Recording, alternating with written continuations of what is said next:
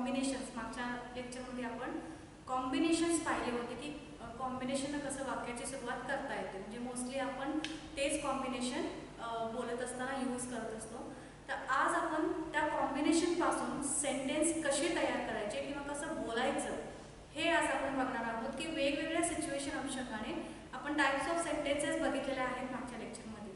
तर वेगवेगळ्या सर्कमस्टेन्सेस अनुषंगाने, परिस्थिती अनुषंगाने आपण कसं बोलू शकतो त्या कॉम्बिनेशनचा वापर करून हे आज आपण बघणार आहोत. ओके, सो लेट अस बघूया आपण की ते कॉम्बिनेशन्स कोणत्या पद्धतीने आपण यूज करायचे आहे.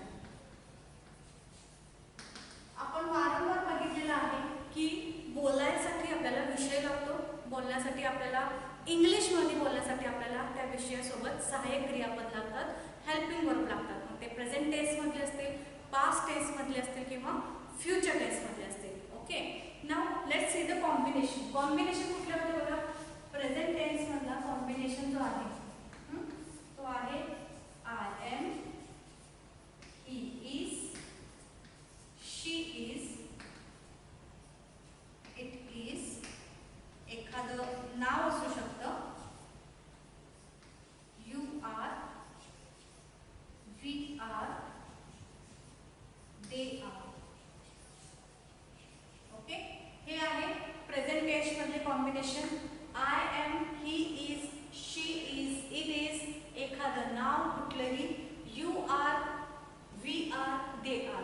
आता ह्या कॉम्बिनेशनला घेऊन आपण कसं बोलू शकतो, कसं बोलायचं आहे, आपल्याला सुरुवात कशी बोलायची आहे वेगवेगळ्या कंडिशनमध्ये हे आपण बघणार आहोत. मी पास्ट मध्ये पण एकदा कॉम्बिनेशन लिहिते आधी. ओके, आता सांगा पास्ट मध्ये कॉम्बिनेशन काय असणार आहे. पास्ट मध्ये आय सोबत काय येणार आहे सांगितलं होतं. I was, he was, she was, it was. एखादं नाव असेल तर त्याच्यासोबत सुद्धा आपण वॉज वापरायचं आहे. यू वेर, वी वर, दे वर. या पद्धतीने हे पास्ट टेन्स मधले कॉम्बिनेशन झाले. ओके, फ्युचर मध्ये तुम्हाला माहित आहे फ्युचरचे कॉम्बिनेशन काय आहे. I shall. मॉडर्न इंग्लिश अनुषंगाने तुम्ही आय शॅल बरोबर आय विल पण यूज करू शकताय. He will, she will, it will. एखादं नाव असेल तर त्याच्या बरोबर सुद्धा आपण विलचा वापर करतो.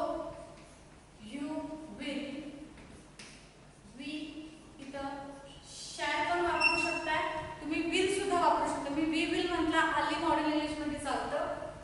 They will. ओके, तर हे कॉम्बिनेशन तुम्हाला पाठ पाहिजे म्हणजे पाहिजे, हेच तुम्हाला नॉलेज पाहिजे म्हणजे पाहिजे.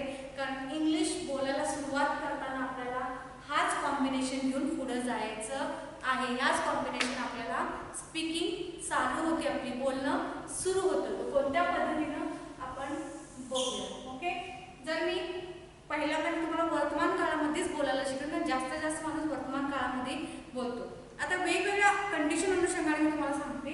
पहिली कंडिशन आहे टॉक अबाउट योरसेल्फ.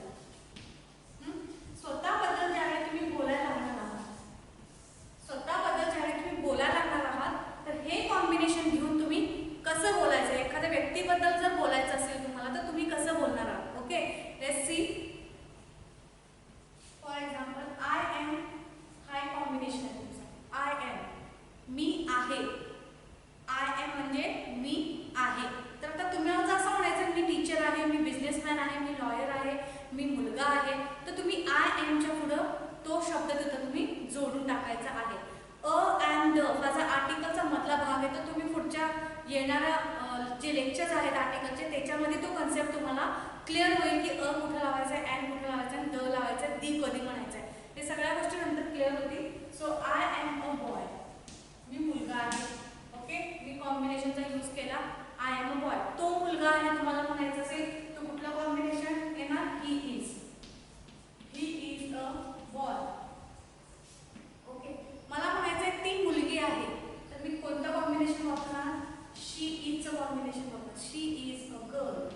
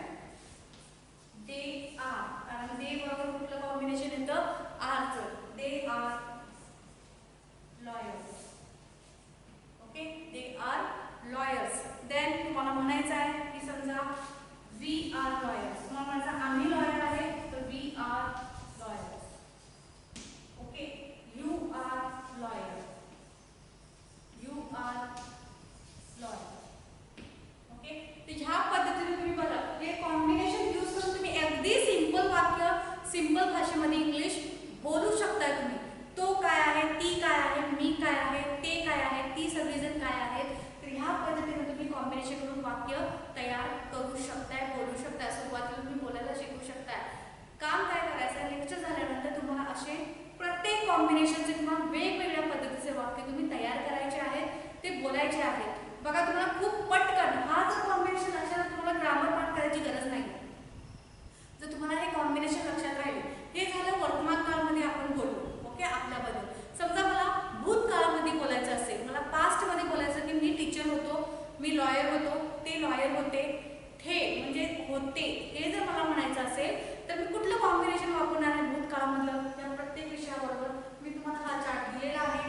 तर कुठलं कॉम्बिनेशन हेच तुम्हाला जर हे करायचं असेल तर, आता for example, okay,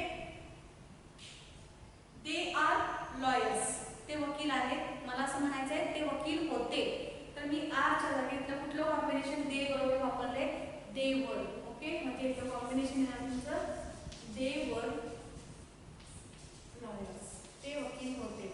okay, me businessman होतो, तर होतो पास्ट मध्ये हा कॉम्बिनेशन यूज करायचा. आय वॉज, होतो साठी मी म्हणले, पास्ट साठी कुठला कॉम्बिनेशन येतोय हे बघा, प्रेझेंट साठी कुठला कॉम्बिनेशन आहे हेचं पाठांतर करा, आणि फ्युचर साठी काय होणार आहे हेचं पाठांतर करा. हे कॉम्बिनेशन तुमच्या लक्षात राहिले, पुढचं वाक्य तुम्ही स्वतः काही द्या. लोकांच्या चुका कुठं होतात, मुलांच्या चुका कुठं होतात, या कॉम्बिनेशन तयार करण्यात चुका होतात. हे दोन शब्द तुम्हाला जोडायचे जुळले काळा अनुषंगाने की तुमचं वाक्य चुकणार नाहीये. दे वर lawyers, I was a businessman, me businessman होतो, आय वॉज अ बिझनेसमॅन, मी हा कॉम्बिनेशन वापरला पास्ट साठी.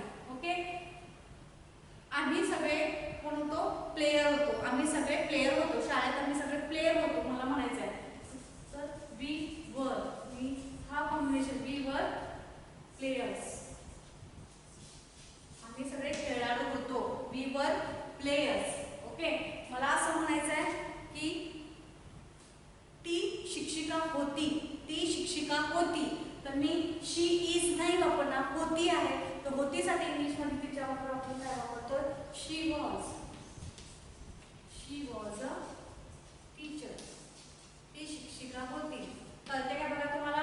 मला म्हणायचं एवढंच आहे की अकॉर्डिंग टू जसं तुम्हाला मराठीत बोलायचं तुम्ही इंग्लिश मध्ये कन्वर्ट करताना फक्त तुम्हाला हा कॉम्बिनेशन लक्षात ठेवा. त्या कॉम्बिनेशनवर तुम्ही हजारो लाखो वाक्य तयार करू शकता. ओके, हे झालं आपल्याबद्दल बोलताना किंवा दुसऱ्या व्यक्तीबद्दल बोलताना माहिती देताना आपण ह्या पद्धतीने ते कॉम्बिनेशन यूज करू शकतो. आता बघूया की आपल्याला ज्यावेळी आपले इमोशन्स सांगायचे असतील, ज्यावेळी आपल्याला आपले क्वालिटीज चांगली गुण सांगायची असतील, तर ह्या कॉम्बिनेशनचा वापर करून आपण वाक्य कसं बोलू शकतो किंवा तयार करू शकतो.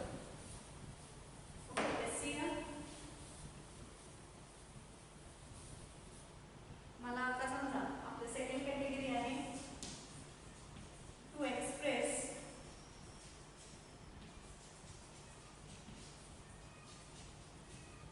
Emotions and qualities.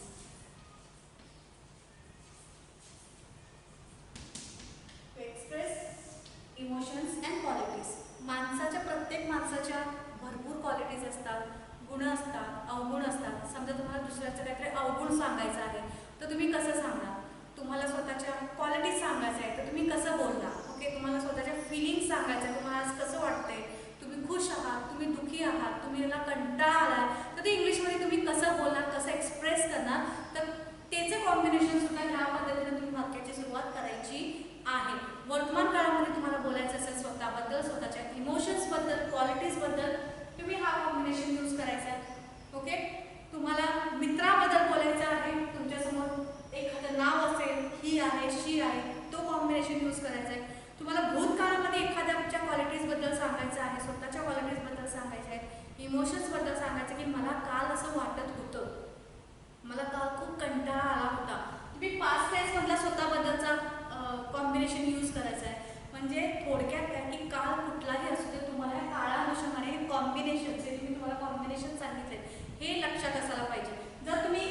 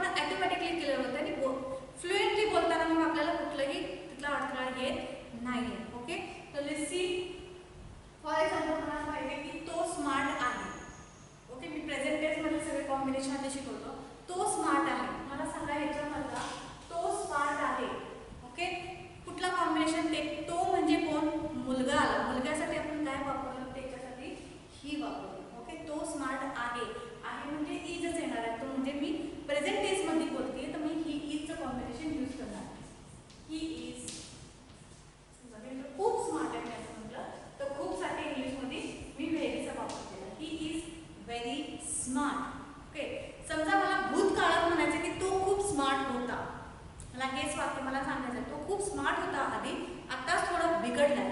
ओके, तर तो खूप स्मार्ट होता म्हटलं तर डेफिनेटली तुमच्या लगेच क्लिक व्हायला पाहिजे की मी भूतकाळाचं वाक्य बोलणार आहे. तर मला ईच्या जागी काय लावायचं आहे, was. He was very smart.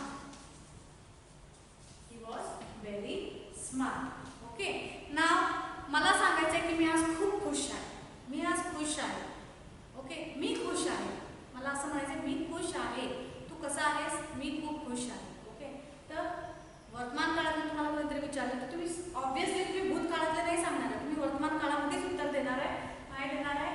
I am happy. I am happy. Okay, म्हणजे कॉम्बिनेशन आय एम, मी खुश आहे. समजा मला हेच वाक्य भूतकाळात सांगायचं आहे की मी खुश होतो. मी आधी खूप खुश होतो. तर डेफिनेटली तुमचं एंड कशात बदलणार आहे? वॉज मध्ये बदलले. I was happy. मी खुश होतो. ओके, पुढे मी सांगेन की समजा ती सगळी खूप ब्रेव आहे. ती सगळी खूप ब्रेव आहे. ती सगळी खूप धाडशी आहे. मला असं म्हणते खूप धाडशी आहे. तर मी वर्तमान काळामध्येच बोलले की ते आहेत. ओके, ते सगळी म्हणजे काय आलं? ते. हे तुम्हाला क्लिक व्हायला पाहिजे की ते म्हणजे दे आलं पाहिजे. आम्ही म्हणजे वी आलं पाहिजे. तू किंवा तुम्ही म्हणजे यू आलं पाहिजे. तो म्हणजे ही, ती म्हणजे शी, आय म्हणजे मी. हे जोपर्यंत तुमच्या लक्षात येणार नाही तुम्हाला माइंडमध्ये, तोपर्यंत तुम्ही कॉम्बिनेशन सुद्धा पाठ करू शकणार नाही. मी तुम्हाला म्हटलं ते सगळे धाडशी आहेत. म्हणजे मी ते म्हटलं तर ह्याच्यामधलं सगळं पहिल्यांदा तुम्ही दे लिहिलं घेतलं पाहिजे. आहेत म्हटलं ऑब्व्हियसली देचं कॉम्बिनेशन प्रेझेंट टेन्स म्हटलं काय येतं? आर येतं. तर आपण काय ना they are brave. They are brave. Okay, they are brave. ते धाडशी आहेत. हेच मला भूतकाळात बोलायचं असेल की ते धाडशी होते. ओके, तर डेफिनेटली आर कशामध्ये बदलणार बघा? पास्ट टेन्समध्ये दे वर ब्रेव.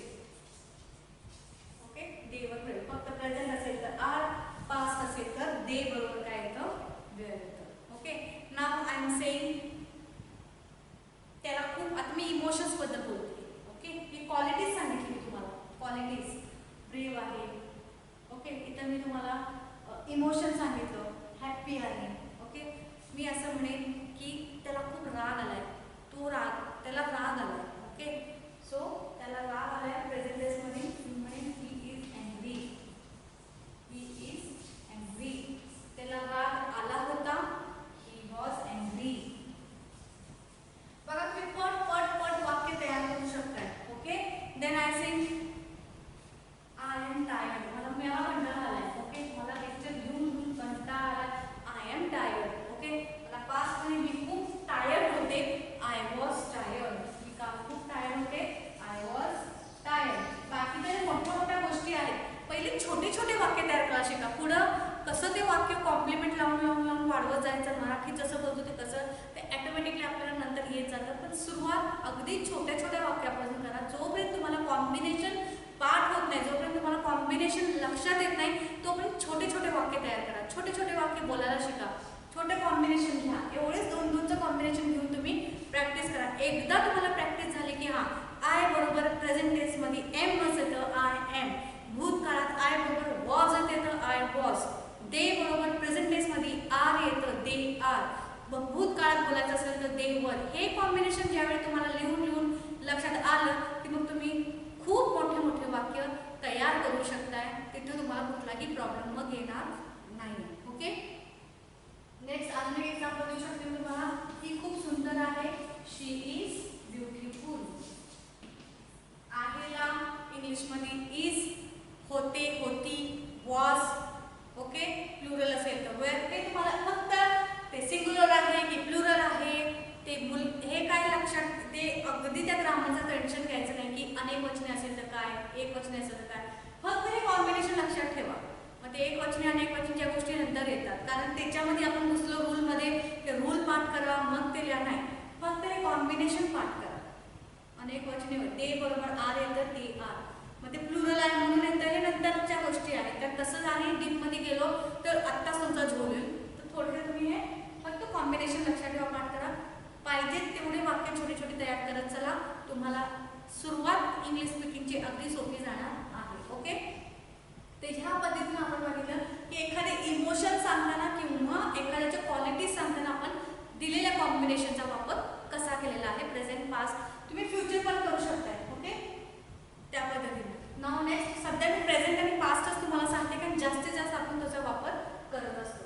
नाव लेट्स सी, तिसरी कॅटेगरी आहे. मी तुम्हाला सांगायचं आहे तुम्हाला स्पेशली इट इज बद्दल, की इट इजचा वापर आपण बोलत असताना कसं करायचा आहे, कुणासाठी करायचा आहे आणि कोणत्या पद्धतीनं करायचा आहे. इट इज, बरेच लोकांना थोडंसं कन्फ्युजन होतं इट इजचं, की नेमकी इट इज वापरायचा कुठं आहे, त्याचा काय रोल आहे. मी सुरुवातीला तुम्हाला सांगितलं की इट हा जो सब्जेक्ट आहे तो निर्जीव वस्तूसाठी येतो, निर्जीव. पण काही एक्सेप्शनल केसेस आहेत की तो नेमकी कुठं वापरला जातो. मोस्टली जे निर्जीव वस्तू आहे ज्यांच्यात जीव नसतो त्या गोष्टीसाठी आपण इटचा वापर, या सब्जेक्टचा वापर करतो. तिसरी कॅटेगरी आहे यूज ऑफ इट इज. पहिल्यांदा मी तुम्हाला एक कन्सेप्ट आहे ती क्लिअर करणार आहे. बघा, इट्स आणि इट्स. मी हा जो इट इज आहे जो आपण वेगळा लिहितो त्या दोन पद्धतीने लिहिला. इट्स विदाउट एपॉस्ट्रॉफी आणि इट्स विथ एपॉस्ट्रॉफी, या दोन्हीच्या अर्थामध्ये बदल आहे. ओके, जरी तुम्हाला मोस्टली कसं आपण इट्स लिहिताना म्हणायचं असतं एक, पण लिहिताना आपण चुकीनं एपॉस्ट्रॉफी एस असं लिहितो, पण त्याचा अर्थ जरा वेगळा होतो. हे जरा डोक्यात घ्या तुम्ही. ह्या पद्धतीने जर तुम्ही इट्स लिहिला ITS एपॉस्ट्रॉफी न लावता, तर ह्याचा अर्थ म्हणजे त्याचे, त्याचे. ओके, त्याचे, तिचे, या पद्धतीने आपण ह्या इट्सचा वापर करतो. आणि जर तुम्ही एपॉस्ट्रॉफी लावला असेल तर एपॉस्ट्रॉफी लावलेला इट्स म्हणजे इट इजचा शॉर्ट फॉर्म, इट इजचा शॉर्ट फॉर्म असतो. Okay, short form of it is, हे लक्षात ठेवा. हे आपण इट इज कम्प्लीट लिहितो ना, तो कम्प्लीट लिहिण्याचा आपण कुठलं बघा, ही इज म्हणजे एपॉस्ट्रॉफी एस आपण कसं लावतो, डोंट वगैरे, डू नॉट, जर डोंटला एपॉस्ट्रॉफी लावून शॉर्ट फॉर्म तयार करतो, तसं इट आणि एसच्या वरी एपॉस्ट्रॉफी तुम्ही लावला की ते इट इजचा शॉर्ट फॉर्म होतो. पण विदाउट एपॉस्ट्रॉफी जर तुम्ही इट्स लिहिला ITS फक्त, तर त्याचा अर्थ होतो त्याचे किंवा तिचे. For example, it's my bag, it's my bag, it's her bag, ही त्याची बॅग आहे, ही तिची बॅग आहे, ही त्याची बॅग आहे. म्हणजे इथं तो जसं आपण म्हणतो निर्जीव वस्तूसाठी वापरते, पण इथं मी त्याच्यासाठी वापरलं, इथं मी तिच्यासाठी वापरलं. म्हणजेच फक्त एक एपॉस्ट्रॉफीचा फरक आहे. ITS तुम्ही असं ह्या पद्धतीने इट्स लिहिला की हे त्याचे किंवा तिचे, त्यांचे ह्या पद्धतीनं वापरलं जातं. आणि इट इजला एपॉस्ट्रॉफी लावलं तर इट्स 9 o'clock, 9 वाजलेले आहेत. ओके, इट इज 9 o'clock म्हणजे इट इजचा शॉर्ट फॉर्म एपॉस्ट्रॉफी लावून आपण तयार करू शकतो. ह्या गोष्टी फक्त तुम्ही दोन लक्षात ठेवा. आता मी पुढे चलते की इट इजचा वापर आपण कशासाठी यूज करू शकतो. ओके, बघा, मोस्टली मी तुम्हाला सांगितलं की इट इजचा जो वापर आहे तो निर्जीव वस्तूंसाठी होतो. म्हणजे मग कशासाठी आपण त्याचा वापर करतो, तर पहिली गोष्ट म्हणजे इट इजचा वापर आपण ज्यावेळी आपण वातावरणाबद्दल बोलतो, ज्यावेळी आपण बाहेरच्या वेदरबद्दल बोलतो, बाहेरचं वेदर कसं आहे, वातावरण कसं आहे, मौसम कसा आहे, त्याच्याबद्दल बोलताना आपण इट इजचा वापर करतो. आपण एखाद्या मशीनबद्दल बोलतोय, कम्प्युटरबद्दल बोलतोय, वॉशिंग मशीनबद्दल बोलतोय, गाडीबद्दल बोलतोय, जेवढ्या काय मशीन्स आहेत त्याच्याबद्दल बोलताना आपण इटचा वापर करतोय, इट इजचा वापर करतोय. त्यानंतर आपण वेळेबद्दल बोलताना इट इजचा वापर, मी म्हणतो ना it is, it's 9 o'clock apostrophe लावून मी बोलले, तर वेळ सांगताना सुद्धा आपण इट इजचा वापर करतो. ओके, काही वेळेला कसं होतं की समजा नवीन नवजात शिशु आहे, नवीन न्यूबॉर्न बेबी आहे. ओके, तर ज्याचं आपल्याला जेंडर माहीत नाही की मुलगा झालाय का मुलगी. सुरुवातीला ज्यावेळी आपण एखाद्याच्या घरी जातो, न्यूबॉर्न बेबी असतं, आपण विचारतो बघा की काय झालंय, आपण म्हणतो ना काय झालंय, तर त्यांचं उत्तर मुलगा झाला. So it is a boy, it is a boy, फक्त तेवढ्यासाठी. बाळ मोठं झालं, आपल्याला त्याचा जेंडर माहिती की प्रत्येक वेळी आपण इट इज नाही लावणार आहे तिला,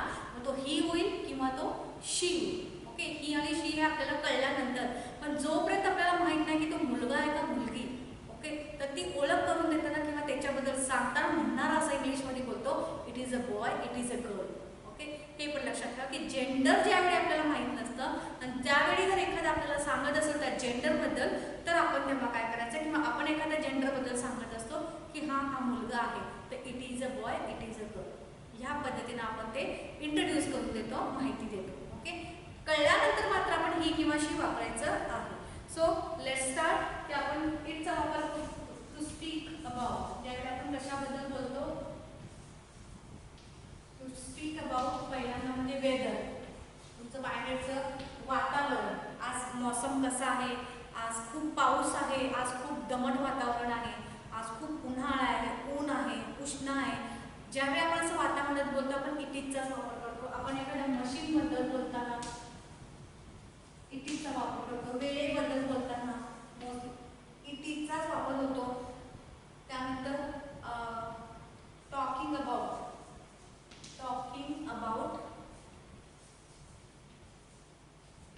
जेंडर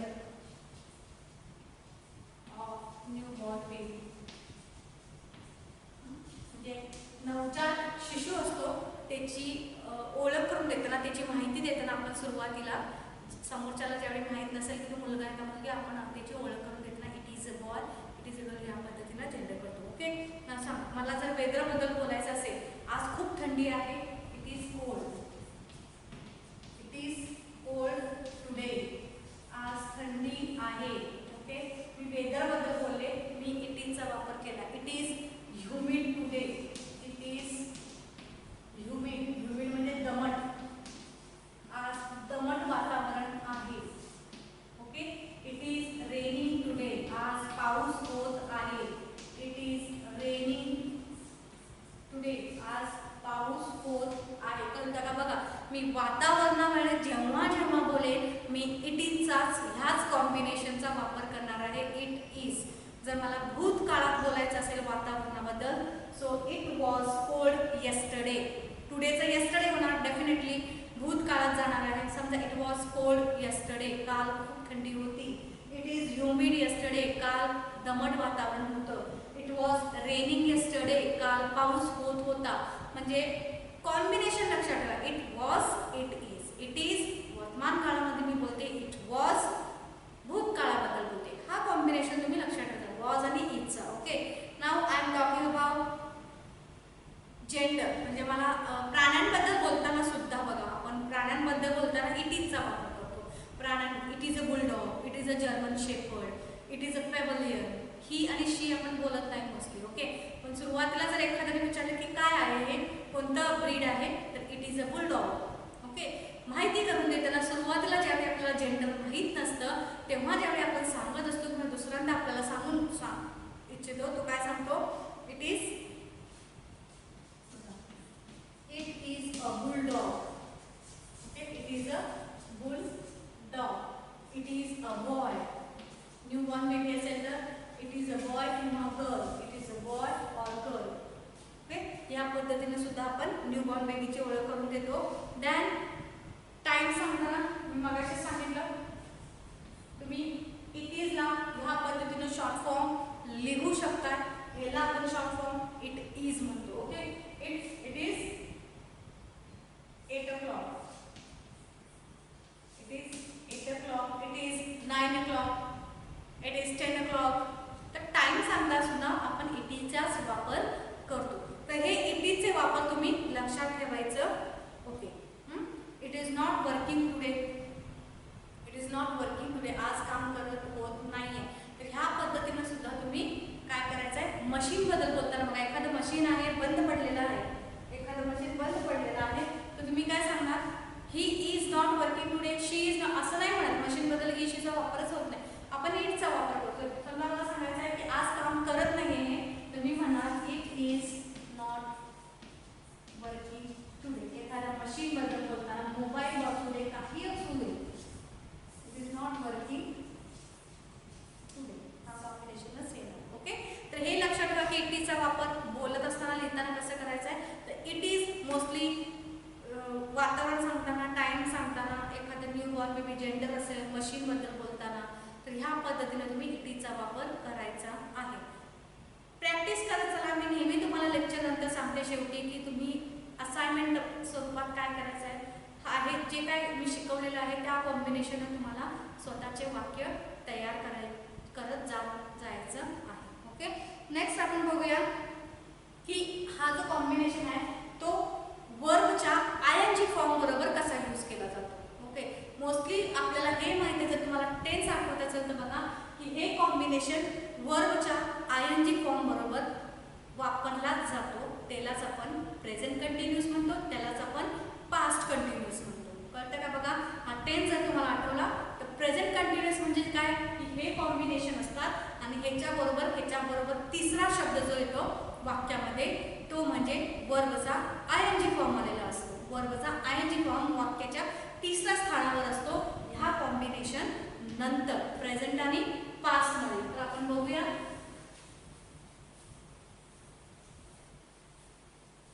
की आयएनजी बरोबर ओके की हा कॉम्बिनेशन जो आहे प्रेझेंट आणि पास्टचा हा वर्बच्या आयएनजी बरोबर कसा येतो. टेस्ट बघा, प्रेझेंट कंटिन्यूअस जेव्हा म्हणताय हे कॉम्बिनेशन असतं. हे combination I am, he is, she is, it is, एखादं नाव असेल Radha is, you are, they are, we are, ह्या कॉम्बिनेशन बरोबर क्रियेला तिसऱ्या नंबरवर आयएनजी असतं. ओके, तर आपण बघणार आहे use of ING. Use of ING क्रियेचं आयएनजी फॉर्म म्हणजे वाक्याचा मेन वर्ब म्हणून ओळखला जातो. ओके, मी तुम्हाला शिकवले बघा, जर वाक्यामध्ये क्रियेचा आयएनजी फॉर्म असेल आणि त्याच्या आधी जर हे सहाय्यक क्रियापद आलं असेल तर हा होता तुमचा हेल्पिंग वर्ब म्हणून ओळखला जातो आणि मग आयएनजी फॉर्मवाला काय ओळखला जातो ॲज अ मेन वर्ब म्हणून तिथे यूज केला जातो. आता शिकवलेला बाकी सगळ्या ह्याच्यामध्ये तुमचा मेन वर्ब कोणता होता? तुमचा मेन वर्ब होता helping verb, is, am, was, were. आता जे शिकवलेल्या वाक्यांमध्ये ते तुमचा मेन वर्ब होता, पण आता आपल्याकडे क्रियेचा आयएनजी फॉर्म येतोय म्हणजेच आयएनजी फॉर्म होतोय मेन वर्ब आणि त्याला मदत करण्यासाठी जो इज, एम, आर हे जे येणार आहे ते आहे तुमचे helping verb. Okay, now see here use of ING form. Combination बघा, I am, he is, she is, they are, you are, we are. इथं विसरले मी एखादं नाव खाली जे राधा इज. तर हे कॉम्बिनेशन आपल्याकडे आहे प्रेझेंट टेन्स. टेन्स पण तुमचे लगेच होतात ना बघा, जर तुम्ही थोडंसं वाचन बघितलं तुमचा टेन्स पण ह्याच्यातून होऊन जाईल. प्रेझेंट कंटिन्यूअस म्हणतोय ना आपण, तर प्रेझेंट कंटिन्यूअस मध्ये काय तर हा कॉम्बिनेशन तर असतो. आता ते कंटिन्यूअस टेन्स प्रेझेंट हे बाजूला ठेवा. मी हे कॉम्बिनेशन तुम्हाला शिकवलं, आय बरोबर एम, ही बरोबर इज, शी बरोबर इज. हे कॉम्बिनेशन लक्षात आले. ओके, इज आणि आर असल्यामुळे, एम असल्यामुळे हा प्रेझेंट आहे, वर्तमान काळाबद्दल बोलतोय. आता आपल्याला क्रियेचा आयएनजी म्हणजे आपल्याला जे सांगायचं आहे की मी गाणं गात आहे, मी जेवण करत आहे, मी खेळत आहे, मी लिहित आहे, मी झोपत आहे, ओके, मी काम करत आहे, मी जात आहे, मी येत आहे. कंटिन्यू आपण बोलत असतो की मी हे करत आहे, ते तू काय करत आहेस, मी काय करत आहे, हे सगळं असंच असतं बघा बोलताना. तर हे कॉम्बिनेशन वर्तमान काळामध्ये लक्षात ठेवा. ह्याच्यावर क्रियेचे ऐकवा, मी गाणं म्हणत आहे, गात आहे, I am singing. Okay, I am singing, मी गाणं म्हणत आहे. आता सिंगिंग मध्ये आता जर तुम्हाला मेन वर्ब आणि ऑक्झिलरी वर्ब सहाय्यक क्रियापद ओळखायचं असेल तर इथं आता हे मेन वर्ब नाही. आता इथं आयएनजी फॉर्म आलाय ना क्रियेचा, मग हा तुमचा मेन वर्ब झाला आणि इथं आता हा काय झाला हेल्पिंग वर्ब झाला. ओके, आता बघा की आय एम सिंगिंग, तुम्ही हेच वर्ब पुढे घेऊ शकता. He is singing, she is singing, they are singing, you are singing, we are singing, Radha is singing. एकच वर्ब आहे, तुम्ही एकच वर्ब घेऊन हजारो वाक्य तयार करू शकता. ओके, मला म्हणायचं आहे की for example I M again, he is laughing, तो हसत आहे. मला म्हणायचं तो हसत आहे म्हटले म्हणजे मी वर्तमानमध्ये बोलले, he is laughing. Okay, now I want to say की शी इज कुकिंग, ती जेवण बनवत आहे. She is cooking. They are playing, ते खेळत आहे. बघा ह्यासाठी मी तुम्हाला जे 30 वर्ब मेन वर्ब शिकवलेले आहेत ना ते मदत करणार आहेत. 3 फॉर्मचे ते तुम्हाला मदत करणार आहेत. तर आपलं वर्ब असणं, बेसिक वर्ब असणं गरजेचं आहे. त्याला आयएनजी लागलं की आपलं काय होतं इथं वाक्यातला मेन वर्ब प्रेझेंट टेन्स मधला तयार होतो. त्या फर्स्ट फॉर्मला आयएनजी लावलं की. ओके, यू आर स्टडी, तू अभ्यास करत आहे, you are studying. We are watching, आम्ही बघत आहोत, वी आर वॉचिंग. राधा लाखो वर्ब आहेत आपल्याकडे, त्या वर्बच्या पहिल्या फॉर्मला ING लावलं की आपल्याला कंटिन्युअस टेन्स इथे मिळतो. बघा कितीतरी वर्ब मी तो वापरलेले आहे आणि कितीतरी माझे बोलायला वाक्य तयार झालेले आहेत. मी स्वतः आता तुमच्यासमोर तयार केलेले आहेत. ते मी पाठ केलेलं नाहीये. मी कुठलाही वर्ब इथे लावू शकतो, पण त्यासाठी मला वर्ब तरी येणं गरजेचं आहे. त्या वर्बचा अर्थ तरी माहीत असणं गरजेचं आहे आणि मला ते माहीत आहे म्हणून मी पटपट पटेल. तुम्हाला तेच करायचं आहे. हे कॉम्बिनेशन घ्यायचं आहे आणि मला काय बोलायचं आहे, तो वर्बला ING लावायचा आहे. समजा तुम्हाला बोलायचं आहे की मी शॉपिंग करते, मी शॉपिंग करत आहे ना तुमच्याकडे कॉम्बिनेशन. मी म्हणजे कोण? I am shopping. मी शॉपिंग करत आहे. मी गाडी चालवत आहे. ओके, मी गाडी चालवत आहे. I am riding, I am driving, I am riding, I am driving. Cycle चालवायचं होतं रायडिंग, गाडी चालवतं ड्रायव्हिंग. ओके, तुम्हाला म्हणायचं आहे मी कपडे धुत आहे. I am washing clothes, I am washing clothes असं म्हणू शकता. बघा तुम्हाला डोक्यात घ्या, मला आत्ता काय म्हणायचं आहे? मी जेवत आहे. Okay, I am taking my lunch. तुम्हाला म्हणायचं आहे की मी जात आहे. I am going. मग कुठं चाललंय? अजून पुढे एक वाक्य शब्द जोडा, to school. I am going to school. Okay, मी येत आहे. I am coming. कुठून येत आहे? I am coming from market. हे प्रिपोजिशन्स मी नंतर सांगेन, टू, फ्रॉम, फॉर हे नंतर आपण बघूया. पण सांगण्याचं तात्पर्य असं की बेसिक तुम्हाला येणं गरजेचं आहे. बघा दिवसभरात तुम्ही कोणकोणते काम करताय. ओके, कोणकोणते काम करताय त्याची यादी काढा. त्याला इंग्लिशमध्ये काय म्हणतात तुम्हाला माहीतच आहे. सगळं काय शिकवायला अभ्यास करायला लागणार नाही आहे. त्याच्या पुढे कॉम्बिनेशन जोडा. ती काय करते, तो काय करतोय, ते सगळे काय करत आहे, आम्ही काय करतोय. बघा प्रेझेंट टेन्स मधले वाक्य ह्याच पद्धतीने तुम्ही तयार करू शकता. आता हे तुम्हाला पास्ट मध्ये करायचं असेल तर तुम्हाला पास्टचं कॉम्बिनेशन माहित आहे. भूतकाळात मी हे करत होतो, ते करत होते. हे सगळं तुम्हाला सांगायचं असेल तर तुम्ही करू शकताय की आय एम सिंगिंगचं काय होणार? I was singing, I was singing. तो हसत आहे, तो हसत होता. ही वॉज कॉम्बिनेशन आहे बघा, ही वॉज लाफिंग. वर्ब तुमचा बदलत नाही, INGच येणार. भूतकाळात सुद्धा तो हसत होता तर INGच येणार. ओके, ती जेवण बनवत होती. She was cooking, she was cooking. Combination कडे लक्ष द्या फक्त. I was, he was, she was त्याला दिलंय बघा पासून. दे आर प्लेइंग, त्याचं कॉम्बिनेशन काय होणार? दे वर प्लेइंग. ते खेळत होते, they were playing. You are studying, तू अभ्यास करत आहे. मला म्हणायचं तू अभ्यास करत होता, तर यू बरोबर पास्ट मध्ये you were studying, you were studying. We are watching. Okay, ह्याच्यापुढे काय वॉच करत होता हे आपल्याला बोलता येतं. तुम्ही लिहू शकताय. जर तुम्हाला कॉन्फिडंट असेल तुम्ही तयार करा. मी फक्त शॉर्ट का द्यायला लागले, सुरुवात करायला लागलो. आपण थोडक्यात छोट्याच जाऊ, लगेच आपण उंच उडी घ्यायला नको. वी आर वॉचिंग, मला म्हणायचं आहे मी बघत होतो, आम्ही बघत होतो. We were watching. Are changes into past tense मध्ये we were. Radha is dancing, dance करत आहे. मला म्हणायचं राधा डान्स करत होती. तुम्हाला माहिती आहे कॉम्बिनेशन एखाद्या नावाबरोबर पास्ट मध्ये काय येणार? Was. Radha was dancing. Okay, तर हे तुमच्या लक्षात आलं. ह्यालाच आपण प्रेझेंट कंटिन्युअस टेन्स आणि पास्ट कंटिन्युअस टेन्स म्हणतो. बघा किती सोपं आहे. तसं आपण टेन्स शिकायला गेले की डोक्याच्या वरून जातं. Is, am, are, was, were, खूप डोक्याच्या वरून निघून जातं. इज येणार की आहे म्हणा की वॉज. मी तुम्हाला सांगते फक्त हे कॉम्बिनेशन लक्षात ठेवा, तुम्हाला टेन्स सुद्धा इझी जाणार आहे. इथंच तुमचं टेन्स झालं बघा. हे प्रेझेंट झालं, हे पास्ट कंटिन्युअस झालं, हे प्रेझेंट कंटिन्युअस झालं.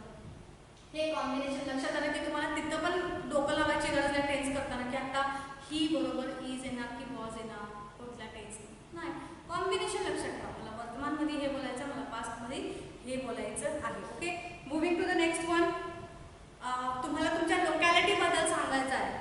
आपण दिवसांदिवस विचारतो तू कुठं राहतोस, तू कुठून आलायस, तू कुठं जाणार आहे. ओके, मोस्टली प्रेझेंट टेन्स मध्ये ह्याबद्दल बोलताना आपल्याबद्दल आपल्या जागेची माहिती देताना आपण भूतकाळात बोलत नाही. आपण जास्तीत जास्त वर्तमान काळामध्ये माहिती देतो, वर्तमानामध्ये बोलतो, प्रेझेंट टेन्समध्ये बोलतो. मी कोल्हापूरातून आहे, मी कोल्हापूरात राहतो, मी गारगोटीत राहतो, मी गारगोटीहून आलेलो आहे. बघा प्रेझेंट टेन्समध्येच आपण जास्तीत जास्त आपली माहिती आपल्या लोकॅलिटीची माहिती देत असतो. तर हा जो कॉम्बिनेशन आहे ही लोकॅलिटीची माहिती देताना आपल्या स्थानाची माहिती देताना आपल्याला जास्त मिळतं. Use to explain our locality. तर हे कॉम्बिनेशन आपल्या लोकॅलिटीची माहिती देताना जास्तीत जास्त वापर याचा केला जातो. बघा कसं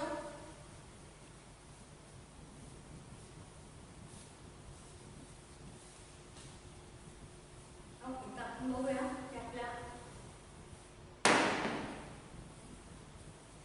लोकॅलिटी बद्दल आपण एक्सप्लेन करताना use to explain about locality. Locality म्हणजे तुम्ही राहतेली जागा, प्लेस, तुमचं स्थान जे आहे त्याची माहिती देताना आपण काय करतो, ह्या कॉम्बिनेशनचा वापर करतो. ह्याच कॉम्बिनेशनचा मोस्टली वापर करतो. I am, he is, she is, Radha is, Ram is, you are, they are, we are. Present tense मध्येच आपण आपल्या लोकॅलिटीची माहिती देत असतो. ओके. बघा मी कुठून आहे जर तुम्हाला from where you are, from where you are असं जर कोणी विचारलं तर तुम्ही म्हणणार आय एम. तुमचं हेच कॉम्बिनेशन असणार प्रेझेंट टेन्स मध्ये. I am from Delhi. दिल्लीचा आहे, मी दिल्लीचा आहे. I am from Delhi. Okay. ही सगळी कुठून आहे, ओके असं विचार, ही सगळी कुठून आहे तर तुम्ही म्हटलं दे आर. हाच कॉम्बिनेशन आहे. मी म्हणून म्हटलं की लोकॅलिटीची किंवा आपल्या जागेची माहिती देताना आपण वर्तमान काळामधलेच कॉम्बिनेशन, हे जे तुमचे कॉम्बिनेशन्स आहेत ह्याचाच वापर लोकॅलिटीची माहिती देताना केली जाते. मग ते इंट्रोडक्शन मध्ये सुद्धा ह्याचा फायदा होतो की इंट्रोडक्शन देताना सुद्धा तो प्रेझेंट टेन्स मध्ये आपण आपल्या लोकॅलिटीची माहिती देतो. They are from Kolhapur. ही सगळी कोल्हापूरची आहे, कोल्हापूरकडून आहे. They are from Kolhapur. Okay. ती कुठून आहे, from where she is from Gargoti. ती गारगोटीची आहे की ती गारगोटीकडून आहे. त्यानंतर ही इज फ्रॉम इंडिया. जर प्रदेशाचा आपल्या देशाचा आहे, ही इज फ्रॉम इंडिया. कळलं का तुम्हाला की आपल्या लोकॅलिटीची माहिती देताना मी कुठून आहे, कुठं राहतो, कुठून आलेलो आहे, ह्या सगळ्या लोकॅलिटीची माहिती देताना सुद्धा आपण या प्रेझेंट टेन्स मधल्या कॉम्बिनेशनचा वापर करतो. ओके. तो गाईज मला असं वाटतं की आपला जो आजचा लेक्चर आहे तुम्हाला खूप चांगला कळलेला असेल, कारण आपण अगदी छोट्या वाक्यापासून सुरुवात केलेली आहे. त्यासाठी आपण मदत घेतलेली आहे आपल्या कॉम्बिनेशनची. मी पुन्हा रिपीट करते की हे कॉम्बिनेशन तुम्ही अगदी आत्मसात करून घ्या. तुम्हाला कुठल्याही ग्रामरची टेन्स आठवायची गरज लागणार नाही, कारण हे कॉम्बिनेशन घेऊन तुम्ही वर्तमानमध्ये बोलू शकता, तुम्ही पास्टमध्ये बोलू शकता आणि फ्युचरमध्ये. मी आजच्या लेक्चरमध्ये फक्त प्रेझेंट आणि पास्ट का घेतलं, कारण जास्तीत जास्त आपण जे डेली कम्युनिकेशन करतो ते ह्याच दोन टेन्समध्ये जास्त होतो. जास्तीत जास्त प्रेझेंटच असतो आपला. म्हणून तर त्यासाठी आपलं बघा पुढे टेन्स शिकत असताना सुद्धा तुम्हाला कुठलाही प्रॉब्लेम येणार नाही आहे, कारण जर तुम्हाला हे कॉम्बिनेशन लक्षात राहिले तर तुम्हाला ग्रामर रूल जास्त पाठ करायची गरज लागणार नाही आहे. तर करायचं काय तुम्हाला ह्या लेक्चरनंतर तुम्हाला स्वतःहून या दोन्ही, मी तिन्ही म्हणत नाही आहे कारण हा पाठ मी घेतलेला नाही आहे, या दोन्ही कॉम्बिनेशनचे तुम्हाला काय करायचे आहे, स्वतःचे असे वेगळे वर्ब्स वापरून सेंटेन्स तयार करायचे आहे. वर्ब्ससाठी तुम्ही मदत घ्या. लेक्चर नंबर 3 मध्ये आय थिंक किंवा लेक्चर नंबर 2 मध्ये मी तुम्हाला 30 मेन वर्ब जे आपण डेली यूज करतो, जास्तीत जास्त आपण आपल्या डेली लाईफमध्ये यूज करतो दिलेले आहे, तेच कॉम्बिनेशन तयार करा. त्याचा जो पहिलं रूप आहे त्याला ING लावा. तुमचे बरेचसे फॉर्म तयार होतील. तुमच्या डोक्यात तुमचे स्वतःचे रोजचे बघा आज दिवसभर तुम्ही काय बोललाय त्याची एक लिस्ट काढा आणि त्याला कन्वर्ट करायला सुरू करा. दुसरं कॉपी पेस्ट करायचं नाही आहे, कुठल्या पुस्तकातून उतरून काढायचं नाही आहे. आज दिवसभरात तुम्ही जे काही बोलणार आहात, आय मीन तुम्ही बोललाय सकाळपासून दुपारपर्यंत जे जे वाक्य लक्षात आता आपण मम्मीशी काय बोललो, आपण पप्पांशी काय बोललो, मी मित्राशी काय बोललेलो आहे, मी घरात अजून कुणाशी काय चर्चा केली, छोटे छोटे वाक्य तयार करायचे. ING लावून मी काय बोललाय, मी जेवत आहे, मी जेवतीये, ओके, मी कपडे धुतीये, आय एम वॉशिंग, ती खेळत आहे, शी इज प्लेइंग, ओके, ती ड्रॉइंग करत आहे, शी इज ड्रॉइंग, ओके, ती नाचत आहे टीव्ही बघून, शी इज डान्सिंग, तो टीव्ही बघत आहे, ही इज वॉचिंग टीव्ही. हे वाक्य तुम्ही स्वतःहून तयार करा. चुकू दे, चुकल्यानंतरच आपण चांगलं शिकणार आहोत. पण कॉपी पेस्ट केला तर तुम्हाला काही कन्सेप्ट येणार नाही. मी फक्त तुम्हाला सांगितलं वर्तमान काळामध्ये तुम्ही दिवसभराचे वाक्य बोललेले आहात त्याला त्या कॉम्बिनेशनने कन्वर्ट करा. काल जे तुम्ही काय बोलला होता त्याला ह्याच्यामध्ये कन्वर्ट करा. ओके, बघा तुम्हाला एक 10 वाक्य तरी जमणारच आहे, कारण कॉम्बिनेशन ज्याला पार्ट आहे त्याला कुठलंही वाक्य इझिली जाणार आहे. तर टिल देन आशा करते की तुम्ही पुन्हा हा लेक्चर व्यवस्थित नीट पाहाल आणि प्रॅक्टिस कराल आणि लिहून काढाल. ते नेक्स्ट लेक्चर आपण पुन्हा वर्कच्या फॉर्मने भेटूया. तोपर्यंत till then have a nice day. Thank you so much.